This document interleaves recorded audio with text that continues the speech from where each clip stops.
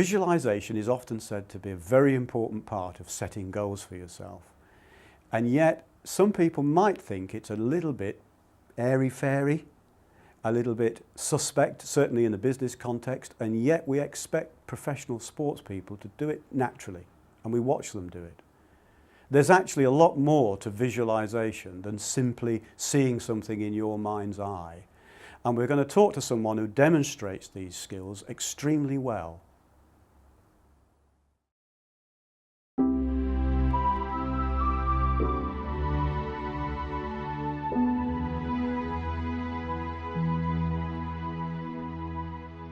If you remember, I was really clear about my goal. I was going to become the first woman in the world to ever drive a World Rally car.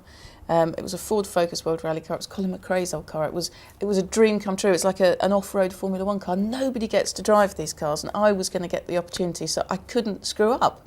And so we worked together at length to make sure that I got the outcome that I needed, desired, wished for, wanted.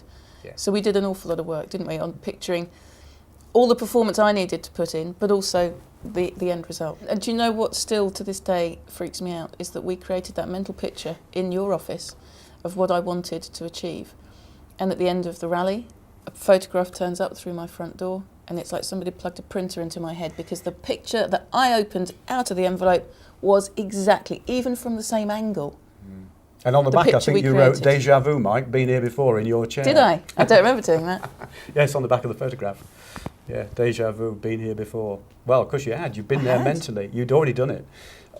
That gave you a lot of confidence. You'd already done the performance. You'd already achieved what you set out to achieve some time ago. So now it was just a matter of rehearsing and keeping it going till it actually happened. Visualisation is something I've done loads of all my life without realising it, to be honest. But for everyone else, what does visualisation mean? It's a bit of a misnomer, actually, because you do a lot more than just visualise, and that's the misnomer. When you're actually visualising, imagining something happen, you're actually using all your senses, not just those of vision.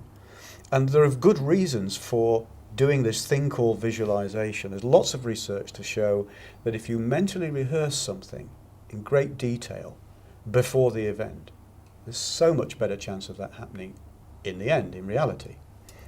Basketball players, there's often quoted research where you divide two groups of basketball players and they practice the free shots. One group practice it mentally, the other group physically.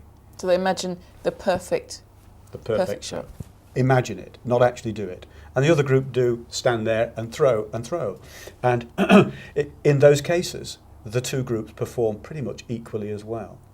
And there's a lot of work to show that if you imagine something happening like the strengthening of a muscle in your finger, you can demonstrate that without even exercising that muscle will strengthen.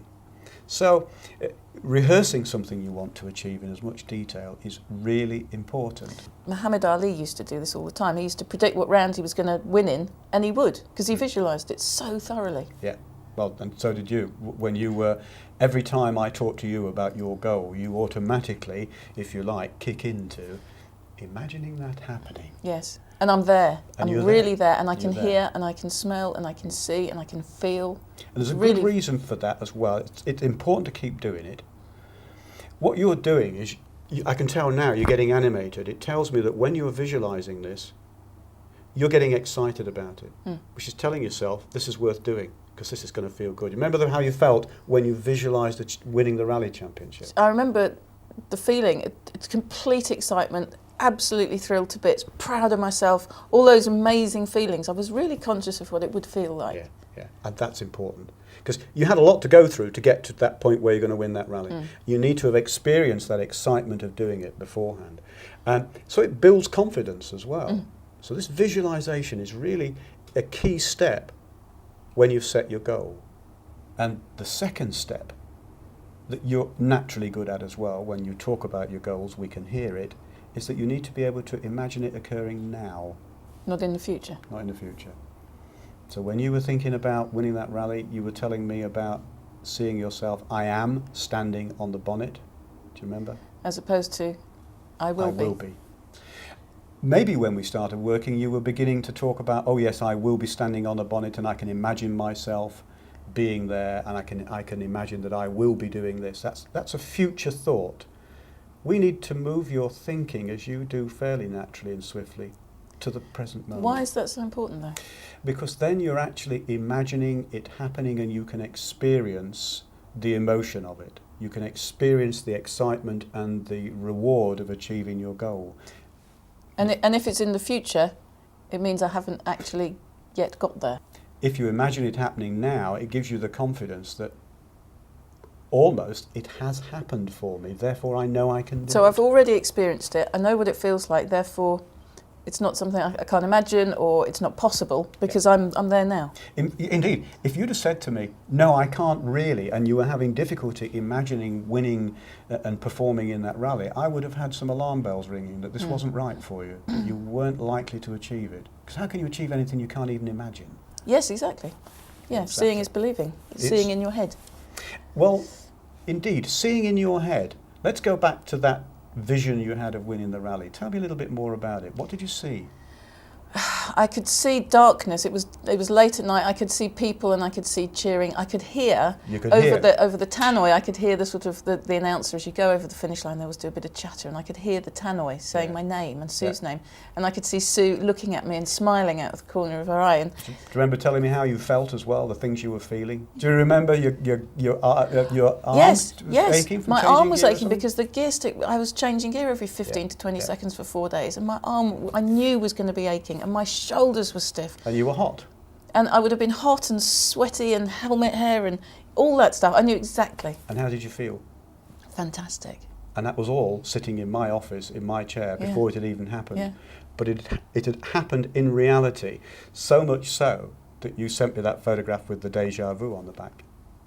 It's amazing. It happened exactly as you imagined it. Now, the other thing that is important about imagining it happening now, the final point, is that you can then check if it's right for you. I do remember asking you some questions about, is this perfect for you to achieve this way? And you had some doubts because you just had children. Remember? That's right. It would have been the first rally I'd done, really competitive, sort of scary rally, since I'd had the children. And I think I was probably, what if something happens to me? Should I be doing this? Is this the right thing to be doing when you're a parent? Yeah. And we had to try and put that out of my mind. Exactly. If there's anything in your mind at all that is negative about, maybe I don't really want to achieve this, we need to go back and rework the goal before you do the visualization. But how would that again. work in business? I mean, it's easy in sport. You want to win, and of course that'd be perfect because that's what you're aiming for. But in business, how does that work? Good example is salespeople. Number of salespeople I've worked with, who of course the goal is to achieve their targets, and they imagine a big customer saying yes, and they can go through all the goal setting and visualizing, and you get to the point, is this perfect? And there'll be a slight delay, yes.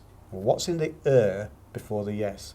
And I've heard it said the is to do with thoughts about, you know what happens when you make the sale and beat your targets? Oh, they put the targets up. They put the targets up, and I don't really want that to happen. So we've got to work on that little negativity, because that's holding you back. When we'd finished, there was nothing holding you back. No, and I think, to be honest with you, when I was driving the car, I would have put the children out of my thoughts because I couldn't have driven competitively thinking about them.